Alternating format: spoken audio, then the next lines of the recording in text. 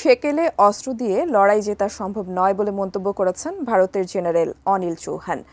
বলেন, প্রতিরক্ষা ব্যবস্থার আধুনিকায়ন এখন খুব জরুরি। বুধবার দিল্লিতে ড্রোন বিষয়ক এক কর্মশালায় দেওয়া এক বক্তব্যে এসব কথা বলেন অনিল চৌহান। বিস্তারিত ইমতিয়াজ আলমের রিপোর্টে।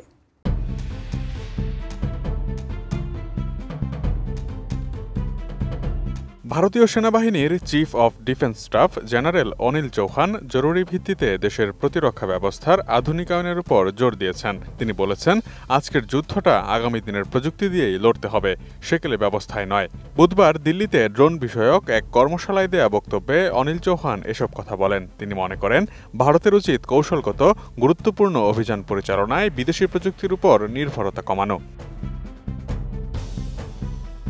অনিল চৌহান বলেন, আমদানি করা প্রযুক্তির উপর আমাদের নির্ভরতা প্রস্তুতিকে দুর্বল করে দেয়। গত মে মাসে পাকিস্তানে ভারতের চালানো অপারেশন সিঁদুর অভিযানের প্রসঙ্গ টেনে চৌহান দাবি করেন, সীমান্ত জুড়ে পাকিস্তান অস্ত্রবিহীন ও অস্ত্রবাহী দুই ধরনের ড্রোনই মোতায়েন করেছিল। এর বেশিরভাগ ড্রোনই ধ্বংস করা হয়। এসব ড্রোনের কোনোটিই ভারতীয় সেনাবাহিনী কিংবা বেসামরিক অবকাঠামোর কোনো ক্ষয়ক্ষতি করতে পারেনি বলেও দাবি করেন তিনি।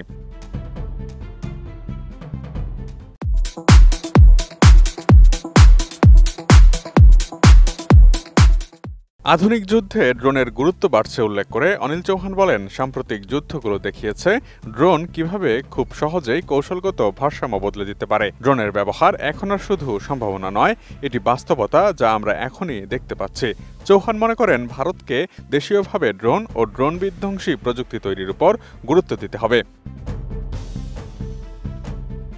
এদিকে আগামী সপ্তাহেই যুক্তরাষ্ট্রের কাছ থেকে 3টি অ্যাপাচি অ্যাটাক হেলিকপ্টার পেতে যাচ্ছে ভারত।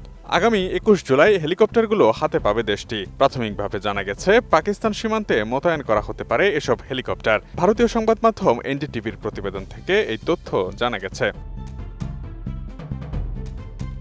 প্রতিবেদনে আরও বলা হয়েছে, ভারতের সেনাবাহিনীর আক্রমণ ও গোয়েন্দা কার্যক্রমের সক্ষমতা বাড়াতে যুক্তরাষ্ট্র থেকে অ্যাপাচি অ্যাটাক হেলিকপ্টারের প্রথম চালান আসছে 21 জুলাই। প্রতিরক্ষা সূত্রে জানা গেছে, এই হেলিকপ্টারগুলো পাকিস্তান সীমান্তে মোতায়েন করা হবে।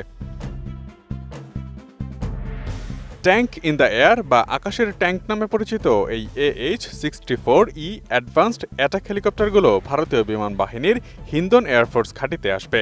আজ থেকে প্রায় 15 মাস আগে রাজস্থানের যোধপুরে ভারতীয় সেনাবাহিনী তাদের প্রথম অ্যাপাচি স্কোয়াড্রন গঠন করে।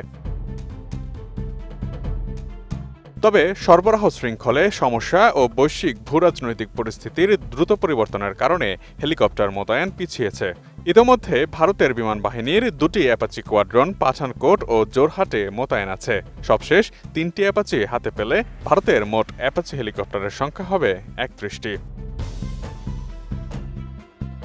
Imtiaz Alam, desk report, ATN news.